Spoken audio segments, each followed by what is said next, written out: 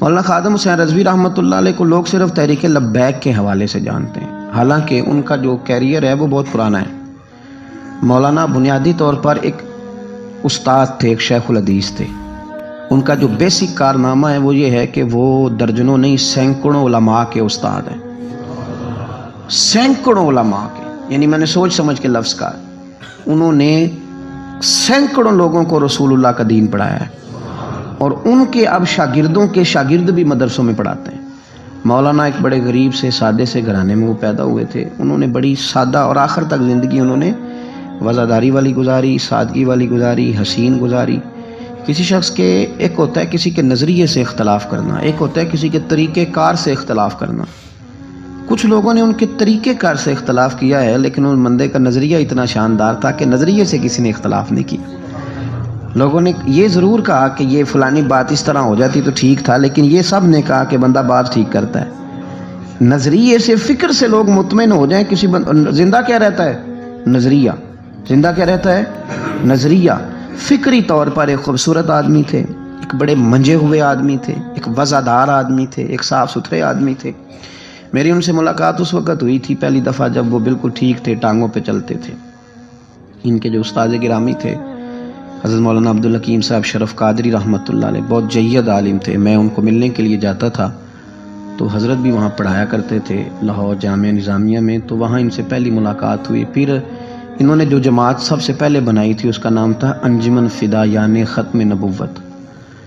اس جماعت سے انہوں نے کام کا آغاز کیا، اور بڑے اوائل میں، بڑے شروع میں انہوں نے ختم نبوت کے تعلق سے مختصر سے کام کا آغاز کیا، اور بڑی جلدی ان کا کام پھیل گیا۔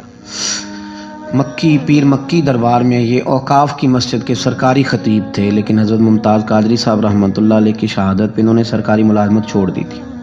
اس کے بعد انہوں نے بڑی محنت کی، بڑی جد و جہد کی، بڑی کاوش کی، بیمار اور معذور ہونے کے باوجود بڑی کوششیں فرمائیں، اور بڑے نڈر تھے، بڑے بے باک تھے، بڑے خوبصورت تھے۔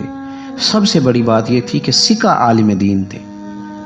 جماعت میں کسی بھی سیاسی جماعت کے پاس اتنا تگڑا بندہ نہیں جس طرح کہ حضرت مولانا خادم حسین رضوی صاحب تھے۔ میری ان سے تسلسل، جیل جانے سے پہلے میں ملا، جیل سے آئے تو پھر ملا۔ میں گرچہ ان کی جماعت میں کبھی شامل نہیں ہوا، لیکن فکری طور پر ان سے جو کہ پہلے کا ایک تعلق تھا، ابھی بھی 24 اکتوبر کو پچھلے مہینے کی جو وہ گجرات جا رہے تھے تو کچھ دیر ہمارے پاس رکے، اور دیر تک وہ باتیں کرتے رہے، اور دیر تک ان کی میں باتیں سنتا رہا۔ پھر وہ مجھ سے کچھ سوالات پوچھتے رہے، میں ان کے جواب دیتا رہا۔ پھر اچانک جو ہے وہ کچھ دن پہلے خبر ملی کہ ان کا طبیعت ان کی بڑی علیل ہے۔ میں نے تیمارداری کے لیے کچھ ان کے جو قریبی لوگ تھے ان سے رابطہ کیا، بتایا کہ آپ ٹھیک ہیں، آپ تھوڑے بیمار ہیں۔ پھر کل اللہ تبارک و تعالیٰ کا فیصلہ قدرت آیا، اور تیزی کے ساتھ لوگ اٹھ گئے۔ اس 2020 نے بہت سارے لوگ اہل سنت کے لیے، لیکن اس شخص کا جانا کو زیادہ ہی تکلیف دے گیا۔ دل مائل نہیں ہوا، میں تو ناشتہ نہیں کر پایا طبیعت، اور میں نے پہلی دفعہ فیصلہ کیا تھا میں جمعہ نہیں چھوڑا کرتا۔ سوچا تھا کہ اگر جمعے کے بعد جنازہ ہوا تو جمعہ لاہور جا کے پڑھوں گا، لیکن ان کی نماز جنازہ کل 10 بجے ہے۔ اس طرح کے لوگ کم آتے ہیں دنیا میں، اور شاید ان لوگوں کا وقت بھی تھوڑا ہوتا ہے، اور اللہ پاک شاید ایسے لوگوں کو جلدی ہی اپنی بارگاہ ناز کی طرف لے جاتا ہے۔ ایک شعر جگر مراد آبادی نے کہا تھا کہ جگر راہ وفا میں نقش ایسے چھوڑ آیا ہوں، میں جس منزل سے گزرا ہوں وہ اب تک یاد کرتی ہے۔ اور مجھے نا ایک دفعہ کسی شخص نے کہا کہ آپ کے خاندان کا قبرستان کہاں کر کے ہے؟ لوگ لکھنے والے جو لوگ ہوتے ہیں وہ پوچھتے رہتے ہیں کہ اس بندے نے کیا وصیت کی ہے، تحریری والے لوگ۔ تو میں نے انہیں کہا کہ قبر بھی بانی جائے گی۔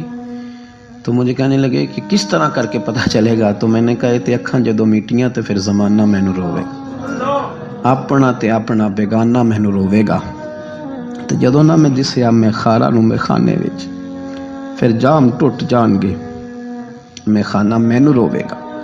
کئی لک لک رون گے تے کئی بک بک رون گے، گلیاں دا یانا تے سیانا۔